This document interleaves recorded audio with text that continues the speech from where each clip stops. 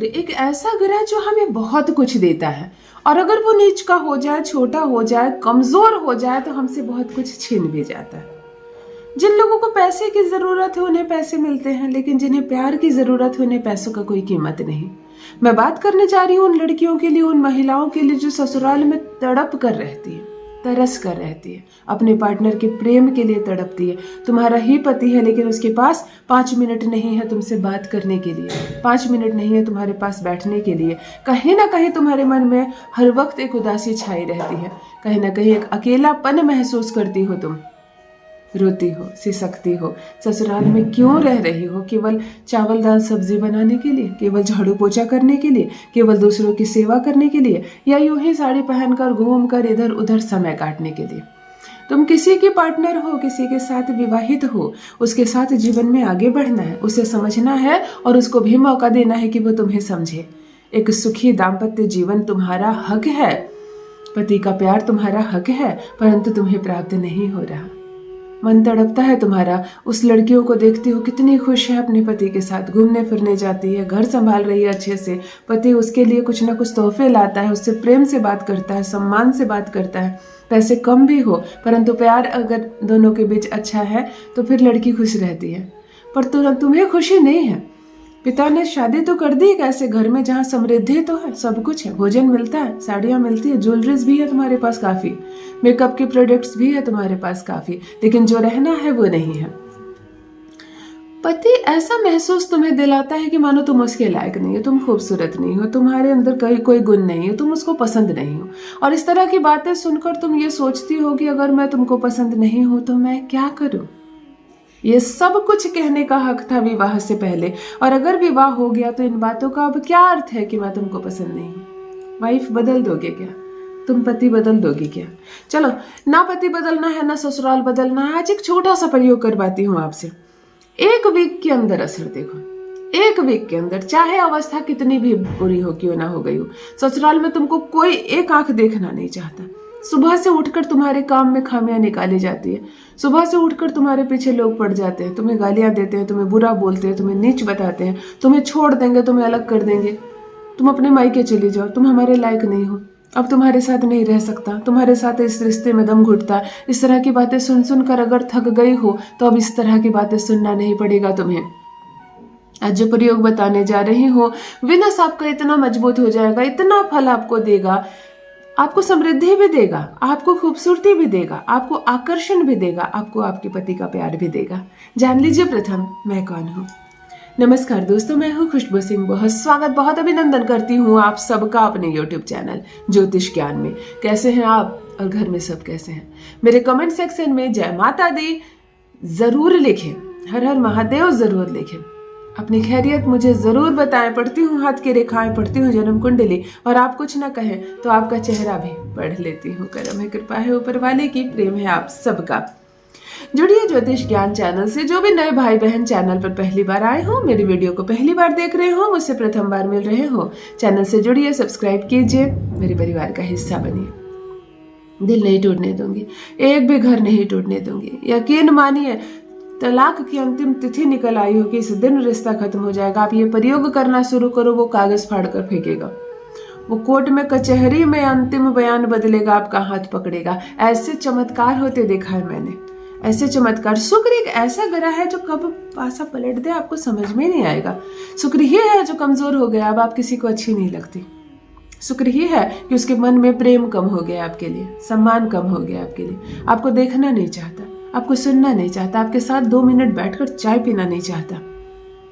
7 फेरे लिया था, 7 जन्म के वचन दिया था।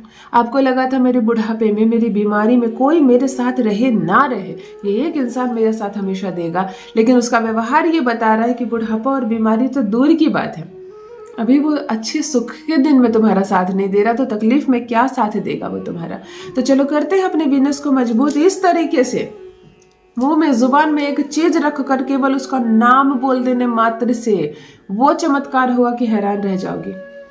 अगर प्रेमी अब आपके प्रेम से निकलना चाह रहा है, ऐसा आपको लग रहा है जैसे मेरी चंगुल से वो निकल रहा है, मुझसे अब दूर जा रहा है, अब मैं और वो अलग अलग रास्ते पकड़ रहे हैं, विवाह तो दूर की बात है, बात नहीं करेगा वो मुझसे सही से, उसने ब्लॉक कर दिया है तुम्हें, अब बुलाती हो तो नहीं आता है मिलने के लिए, वो प्रेम नहीं झलकता है, वो विश्वास नहीं झलकता है उसकी बातों में, कैसे शादी करोगी उससे?